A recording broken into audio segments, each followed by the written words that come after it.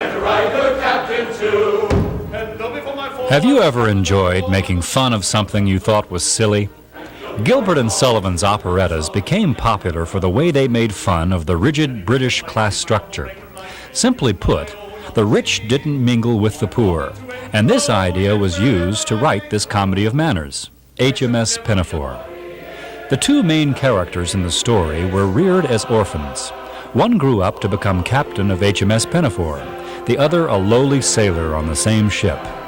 The sailor falls hopelessly in love with the captain's daughter. Their difference in social rank, however, prevents them from being together. A secret is then revealed that the orphan babies had been switched. It is the captain who comes from the common parents and the sailor whose parents are upper class. He is now in a position worthy of marrying the captain's daughter. Each character is comfortable with the new status, and they live happily ever after.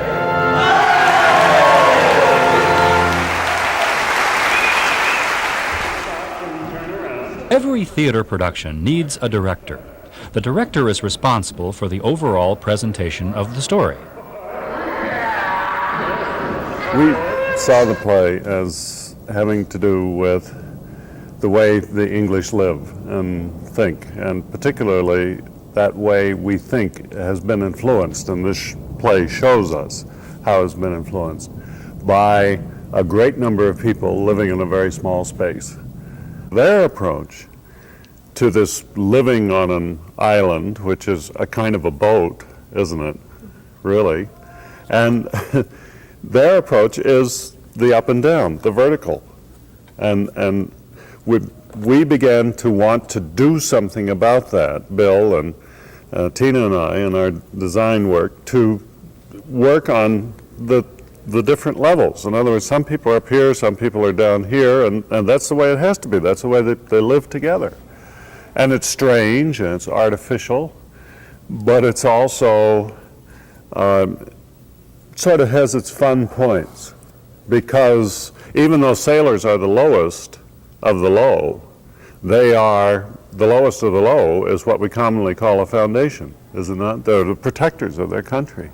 That's part of it too. And then you have your other levels. There's the beehive. It shows all the levels of British society, starting with the military services down here, and then the tradesmen, and then we go slowly into the middle class at different levels, and finally at the very top, of course, is the queen, and under her the peers of the realm and all that sort of thing. And this is that verticality. What GNS seemed to say, Gilbert and Sullivan, is he's British. And to be British is so much better than to be anybody else. It has, at least there's hope in life no matter where in the British system you are, The production of HMS Pinafore is a combined effort by the departments of drama, dance, and music. The show requires a large cast, and their work begins with the music director, laying the foundation by mastering notes, words, and rhythms.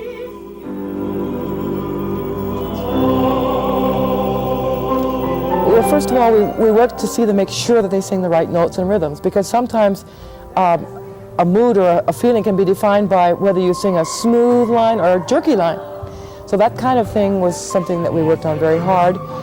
We concentrated on making them sing with the right color in their voices, sing pretty phrases or ugly phrases, and just understanding how to sing the role so that it made the play work.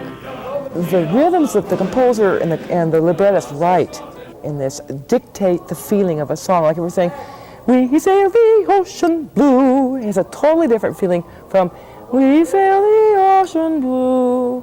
So that if you follow exactly the rhythms that are sharp and defined, you're going to have the right energy, and it's going to be what the composer intended it to be. Sometimes there are songs that are very sad and mournful, and it would be a really big mistake to sing them real sharp and dotted and angular. When you want to sing smooth and lyric and romantically, like some of the love duets in HMS Pinafore. Loves you. Yes, yes, oh, yes, What I did, since I'm the musical director, not the director, was first of all made sure they understood all the words they were saying, because a lot of the words were common in 1880 and we don't use them anymore. We just they have different meanings now. I talked a little bit about why they were cast the way they were. but they were cast so that their voices sort of already fit the music. And I just made sure that their diction was as good as I could get it to be, and that they understood how to phrase so that it would reinforce what I knew the director wanted to do with the show. And that's the key thing to doing something like this, is having the director and the musical director and the prop designer and the set designer and the costumer all understand what the common goal is.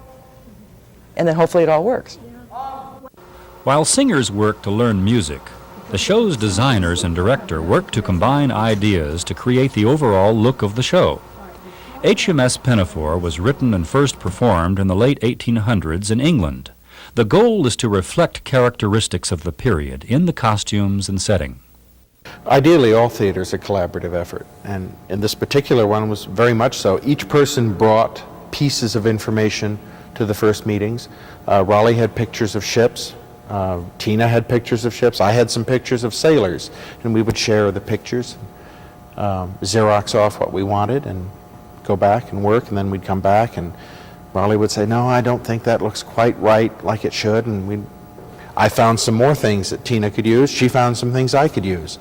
There are only so many books on the British Navy, in Missoula, Montana. We found them all, every one. So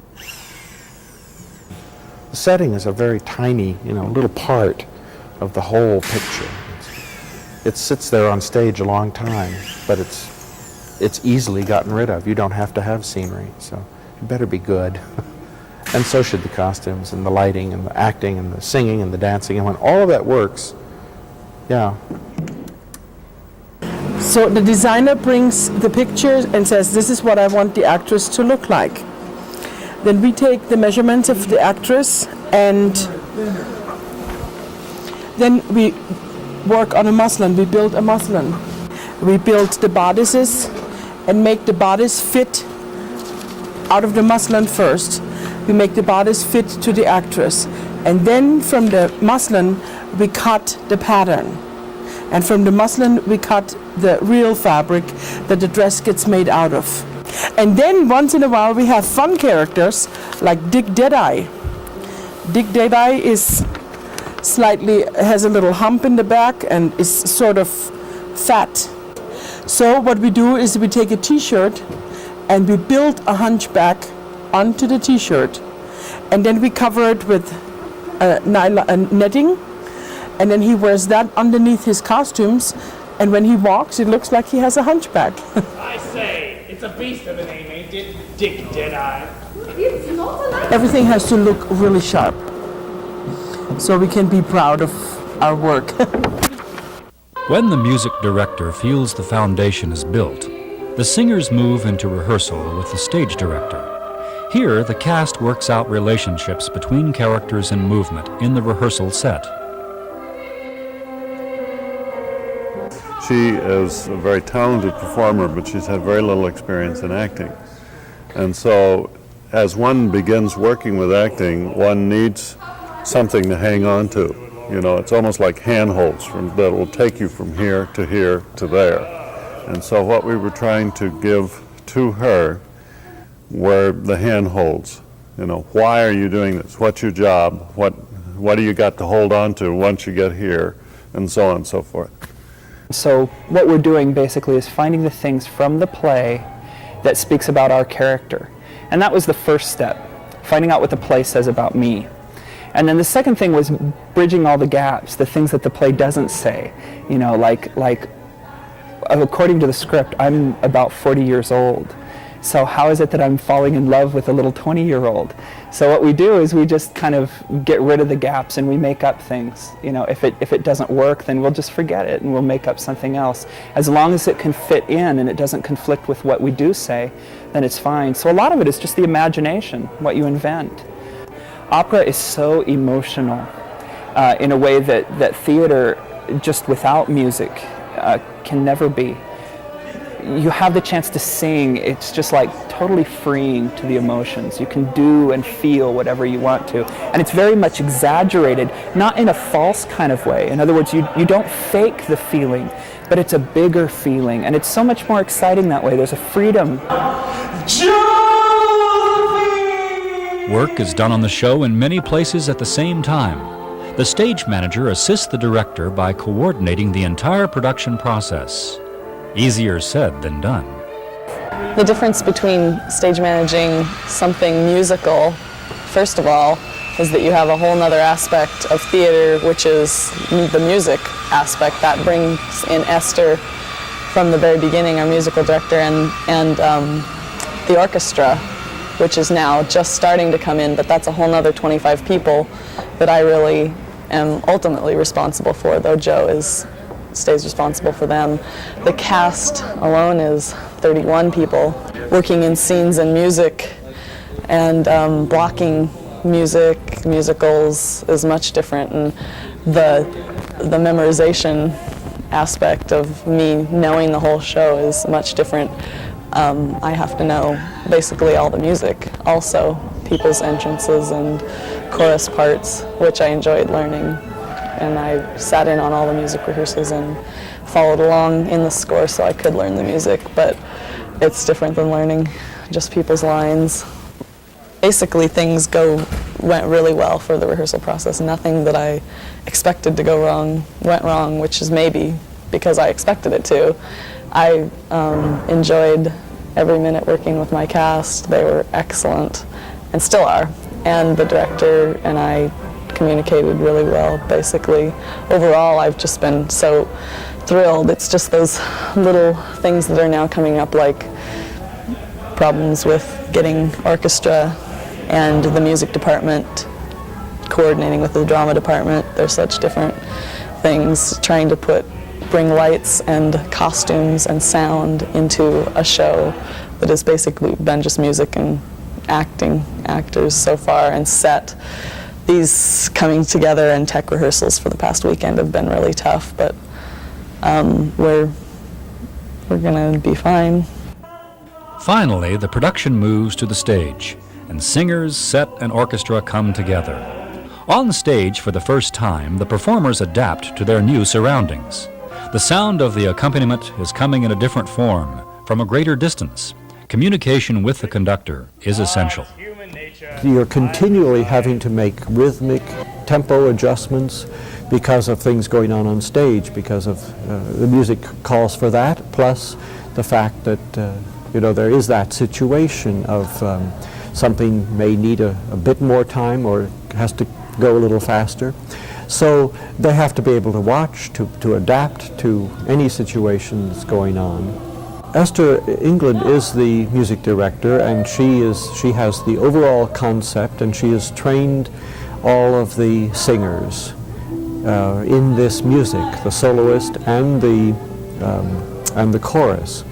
So she has the overall concept, and as such a kind of artistic responsibility for that. And so I work very closely with her in bringing the orchestra into this picture. My particular concern, first of all, is with the orchestra. I need to teach them how to play this music, but also to coordinate the orchestra with what's going on stage. And in the ultimate situation of performance, of course, then it is very much in the conductor's hands. Considering the many hours of work involved and all the things that could possibly go wrong, you may wonder, what do these people get out of this? It's the best possible training in theater. Gilbert and Sullivan is very, very melodic. Probably Pinafore is my favorite. It's a lot of fun too. For instance, this play, HMS Pinafore, is just so fun. It's funny, and it's fun to be funny, and so it's a lot of fun. It's a very freeing kind of experience. Oh, it's great fun. Yeah.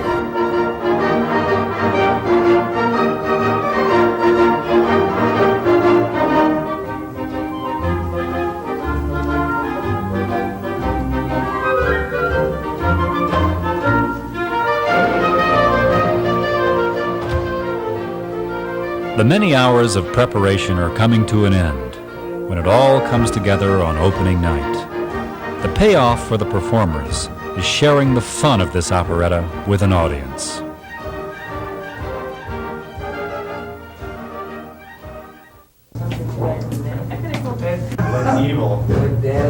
Yes, let us go. can't move. Trying. The stage manager checks with the director and the crew for last-minute notes. All right, places everybody for the beginning of Act 1, and have a good show.